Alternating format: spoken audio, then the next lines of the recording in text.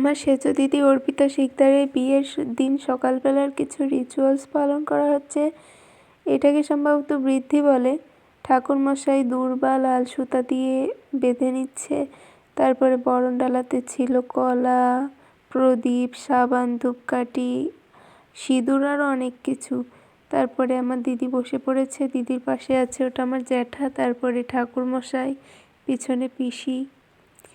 তারপরে মন্ত্রপাঠ করে, নৈবেদ্য পান করে, ফুল, দূর্বা অনেক কিছু দিয়ে এই রিচুয়ালসটা করাই। এখানে অনেক কিছু ব্যবহার করতে হয়, তিল, দূর্বা, ধূপকাঠি, শঙ্খ, প্রদীপ আরও অনেক কিছু।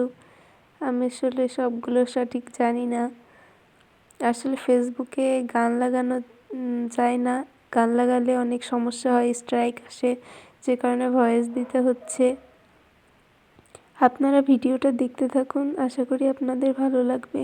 বিয়ের পুরো দিনটা আসলে না খেয়ে উপোস থাকতে হয়, মানে সারাদিনই কিছু খাওয়া যাবে না। ভোরবেলা দধিমঙ্গলের সময় চিড়া, দই, মিষ্টি এইসব খেতে হয়। তারপর থেকে একেবারে বিয়ে শেষ হওয়া পর্যন্ত না খেয়েই থাকতে হয়। তো এখানে দেখুন কিভাবে রিচুয়ালসটা করা হচ্ছে। কপালে ওটা হোম যজ্ঞের একটা ফোঁটা দিয়ে দিল।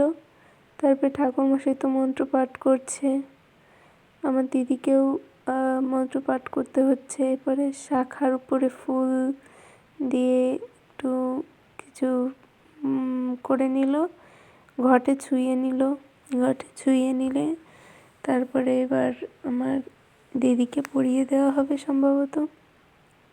আমার দিদির কপালে ছুঁয়ে নিল।